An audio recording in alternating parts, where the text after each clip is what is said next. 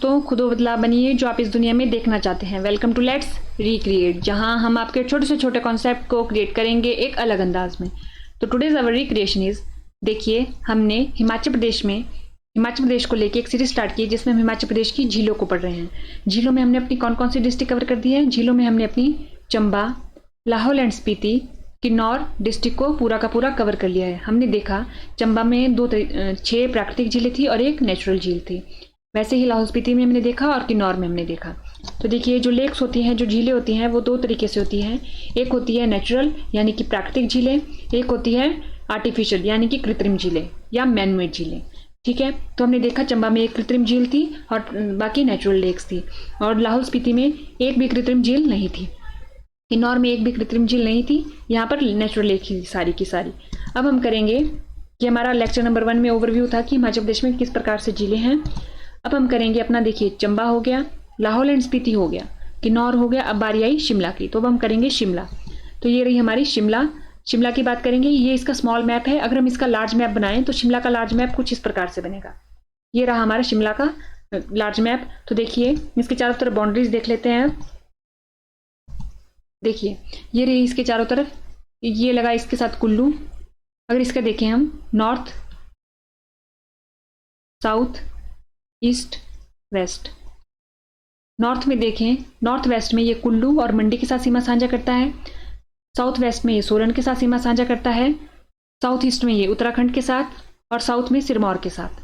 बाकी ये रहा किन्नौर, यानी कि ये कितने डिस्ट्रिक्ट के साथ करता है, 1 2 3 4 5 डिस्ट्रिक्ट और एक राज्य। 5 डिस्ट्रिक्ट हो गया और एक राज्य हो गया। ये हमारे शिमला की बाउंड्रीज होगी कि किन किन के साथ अपनी सीमा साझा करता है। अब देखते हैं शिमला में कुछ इंपॉर्टेंट प्लेसेस जिनके बारे में हमारे को पता होना चाहिए। मतलब शिमला का मैप हमारे को समझ आ जाएगा अगर हम ये वाली लोकेशन देख लेंगे। तो देखिए सबसे पहले बात आती है शिमला टाउन की। तो ये रहा शिमला टाउन, सोलन के पास है शिमला टाउन। तो सोलन से अप्रॉक्सीमेट 1.5 घंटा लगता है। तो ये रहा हमारा शिमला टाउन। शिमला से थोड़ी दूर जाते ही नालदेहरा, नालदेहरा से आगे जाके नारकंडा और रामपुर। देखिए ये रहा रामपुर, ये रहा सराहन, ये चिड़गांव, ये रोडू, ये हाटकोटी, ये जुब्बल, ये चौपाल। ये एरिया रहे हमारे शिमला के। तो हमें पता होना चाहिए जो चौपाल है, अगर हम यहाँ पर चौपाल ना बना दे कहीं, चौपाल पता होना चाहिए कहाँ है। वो सिरमौर के साथ उत्तराखंड के पास और शिमला के साउथ में है हमारा क्या, चौपाल। जुब्बल चौपाल से थोड़ी सी दूरी पर, और हाटकोटी चौपाल के पास, जुब्बल के पास। वैसे ही हाटकोटी से आगे जाएंगे तो रोडू, और रोडू से आगे चिड़गांव। ठीक है, शिमला हमारा सोलन के पास है, नालदेहरा शिमला से थोड़ी दूरी पर, उसके बाद नारकंडा। ये हमारे सारे के सारे प्लेसेस हो गए। इनकी प्लेसेस की बात क्यों करी हमने, क्योंकि अभी हम लेक पढ़ेंगे, उसमें रोडू का नाम आएगा, उसमें जुब्बल का नाम आएगा। तो हमें पता होना चाहिए कि वो कहाँ है। हम उसमें नारकंडे का नाम आएगा, नारकंडा का नाम आएगा, तो हमारे को पता होना चाहिए कि नारकंडा है कहाँ।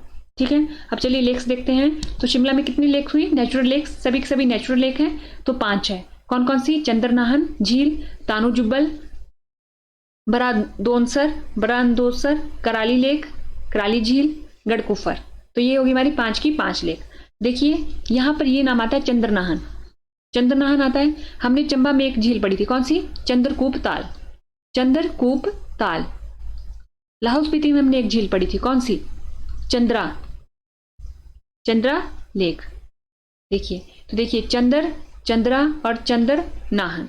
तो हमारे को पता चल गया ये हमारी चंबा में है, ये लाहौल एंड स्पीति में है, और ये शिमला में है। तो तीनों के नाम सेम है, इसलिए कंफ्यूजन आ जाती है, और ऑप्शन पेपर में इसकी कोई घुमा फिरा के देता है। तो हमें पता होना चाहिए कि चंद्रनाहन शिमला में है। तो देखिए एक एक करके अब इनकी क्या देखते हैं, लोकेशन देखते हैं। ये रहा हमारा शिमला। देखिए ये शिमला रहा, और इसमें हम लोकेशन देख लेते हैं थोड़ी बहुत जो हमारे को पता होना चाहिए। तो देखिए ये रही हमारी डोडरा क्वार रीजन। आपको पता होगा जब हमने सतलुज नदी पढ़ी थी तो हमने देखा था कि डोडरा क्वार रीजन से एक नदी आती थी। रुपिन और सुपिन मिलके क्या, आप कहाँ मिलते थे, नैतवार में मिलते थे, और बनाते थे किसको, टॉन्स रिवर का निर्माण करते थे।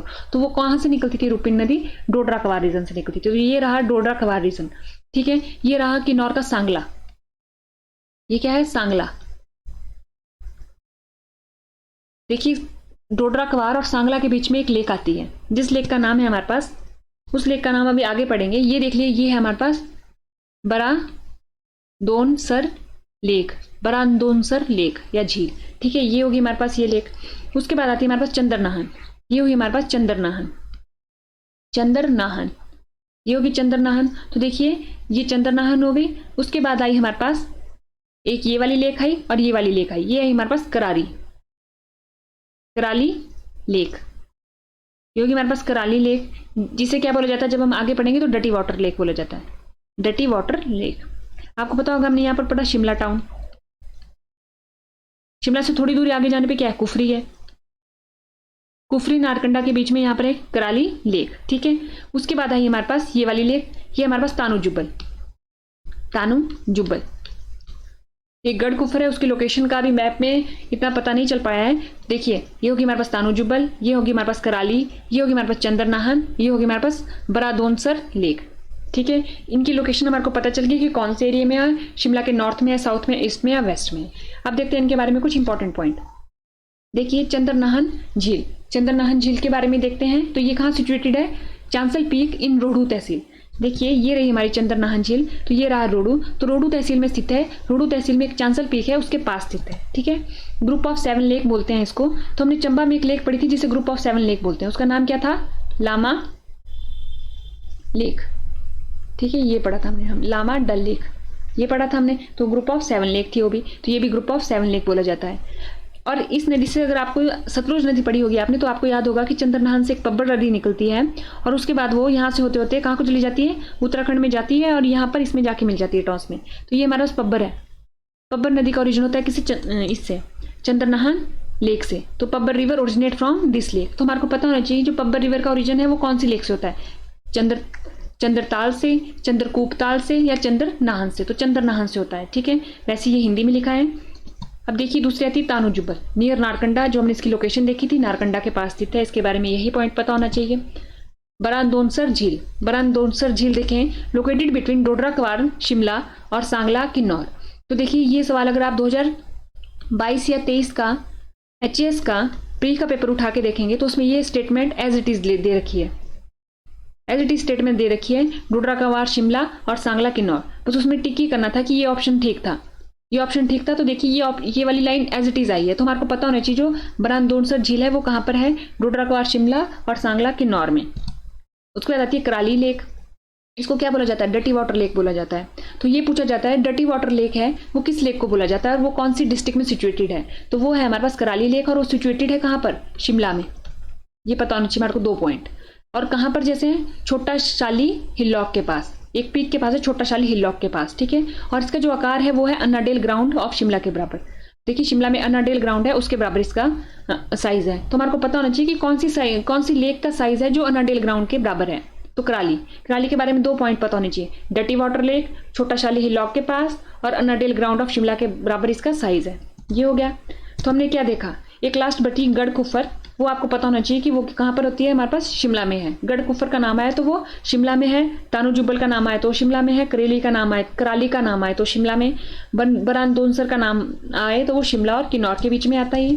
तानू जुब्बल शिमला में, चंद्रनाहन झील शिमला में। तो ये हमने अपनी शिमला की सारी लेक्स पढ़ दी। तो आज के लेक्चर में इतना ही। थैंक यू एंड देखते रहिए लेट्स रिक्रिएट।